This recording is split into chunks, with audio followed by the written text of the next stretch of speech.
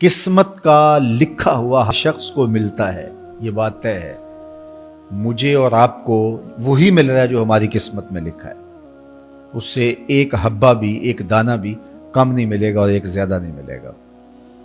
صحیح حدیث ہے، بخاری کی دیگر کتب حدیث میں موجود ہے، جب بچہ شکم مادر میں 120 دن کا ہوتا ہے تو 4 ماہ کا جب بچہ شکم مادر میں ہوتا ہے تو اس کی روح پھونکی جاتی ہے، تو فرشتہ آ کے اس کی عمر بھی لکھ جاتا ہے، اس کا شقی و سعید ہونا بھی لکھ جاتا ہے اور اس کا رزق بھی لکھ جاتا ہے۔ تو رزق جو لکھا گیا وہ ہمیں ملے گا، اور جب جب ملنا ہے تب تب ملے گا۔ جو لکھا گیا ہے وہ بہر صورت ہمیں حاصل ہوگا۔ اب وہ جو ہماری قسمت کا رزق ہے اس کے حصول کا ذریعہ کیا ہے؟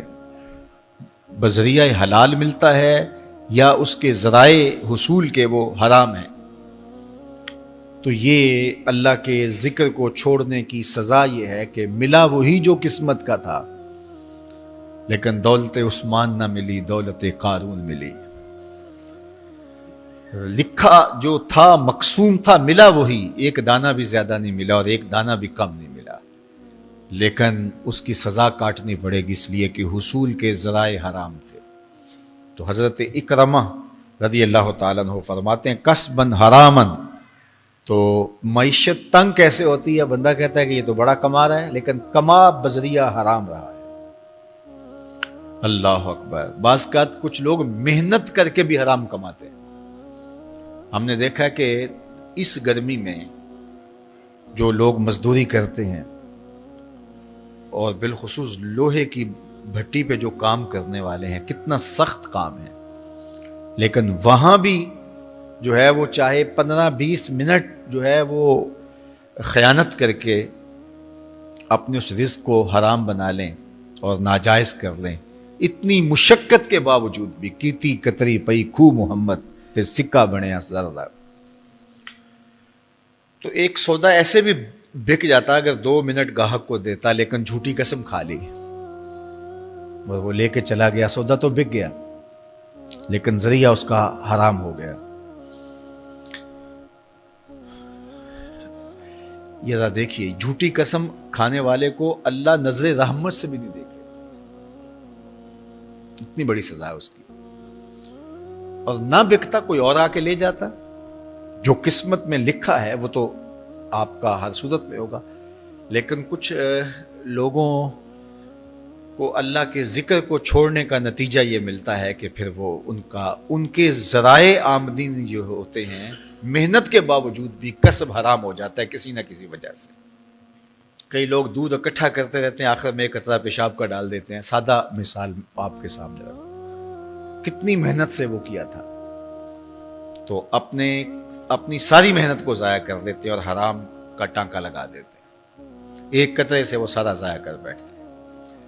تو یہ اللہ کے ذکر سے منہ موڑنے کا نتیجہ ہے۔ جب تمہارے دل اللہ کی یاد سے خالی ہو جائیں گے، تمہاری زندگیوں میں قرآن نہیں ہوگا، تمہاری زندگیوں کے اندر اسلام کے اجالے نہیں ہوں گے، تو پھر نتیجہ کیا ہوگا کہ معیشت دنک کیا ہے؟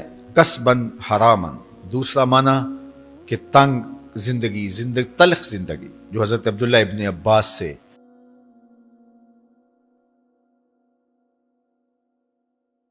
یہ امت خلیفہ بلا فصل، خلیفہ اول، امیر المومنین حضرت سیدنا ابو بکر صدیق رضی اللہ تعالیٰ عنہ کی مرہون منت ہے، ان کی احسان مند ہے۔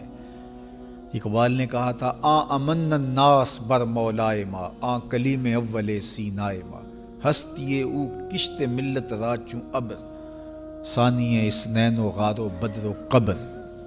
کہتے ہیں کہ وہ شخص جس نے ہمارے آقا و مولا پہ سب سے زیادہ احسانات کیے، اور میرے آقا کریم نے ارشاد فرمایا میرے اوپر جس نے بھی کوئی نیکی کی میں اس کا بدلہ چکا دیا دنیا پر ہی، لیکن ایک ابو بکر ایسے ہیں جن کی نیکیوں کا بدلہ قیامت کے دن رب ہی چکائے گا۔ یہ حضور علیہ السلام نے ارشاد فرمایا۔ اور پھر میں ما نفعنی مال احد قط، ما نفعنی مال ابی بکر مجھے کسی کے مال نے اتنا نفع نہیں دیا جتنا ابو بکر کے مال نے نفع دیا۔ اپنا سب کچھ حضور کی راہوں میں نچھاور کر دیا، مال پیش کیا، جان پیش کی، اولاد پیش کی، وقت دیا، ایک ایک سانس حضور کے نام کر دی۔ کہتے ہیں حضور علیہ السلام کا سایہ نہیں تھا، لیکن ابو بکر رضی اللہ تعالیٰ عنہ سایہ بن کے حضور کے ساتھ رہے، سائے کی طرح حضور کے ساتھ رہے۔ بدر کے ساتھی، حضر کے ساتھی، سفر کے ساتھی، غار کے ساتھی، حد ہو گئی مزار کے ساتھی۔ اللہ اکبر۔ ایک دن حضور ایسے نکل رہے ہیں مسجد نبوی سے تو کوئی لوگ داخل ہو رہے تھے، تو حضور کے دائیں ہاتھ میں ابو بکر کا ہاتھ تھا، بائیں میں حضرت عمر کا ہاتھ تھا۔ تو حضور ایسے دونوں کے ہاتھ پکڑ کے باہر نکل رہے تھے، تو کسی کو اندر آتے دیکھا تو اس کو دیکھ کر کے کہا، قیامت کے دن ہم قبروں سے یوں ہی اٹھائے جائیں گے، میرے دائیں ہاتھ میں ابو بکر کا ہاتھ ہوگا، بائیں ہاتھ میں عمر کا ہاتھ ہوگا۔ اللہ اکبر۔ سیدہ کہول اہل الجنہ، جنت کے بوڑھوں کا سردار کہا، ابو بکر فی الجنہ، جنت کی بشارت دی۔ عشرہ مبشرہ میں سے پہلا نام حضرت ابو بکر رضی اللہ تعالیٰ عنہ کا ہے۔ فرمایا میرے دو وزیر آسمان پہ ہیں، دو وزیر زمین پہ ہیں۔ آسمان پہ میرے دو وزیروں کا نام جبرائیل و میکائیل ہے، اور زمین پہ اوپر میرے دو جو وزیر ہیں، ایک کا نام ابو بکر ہے، ایک کا نام عمر ہے۔ تو کیا شان ہے حضرت ابو بکر صدیق رضی اللہ تعالیٰ۔ ہر نبی کا صحابی عظمتوں کے معراج پہ ہے، لیکن جو شان حضور کے اس جاں نثار کو دی گئی ہے، اللہ اکبر۔ قرآن نے بھی کہا نا، وَثَانِيَ اثْنَيْنِ إِذْ هُمَا فِي الْغَارِ۔ اللہ اکبر۔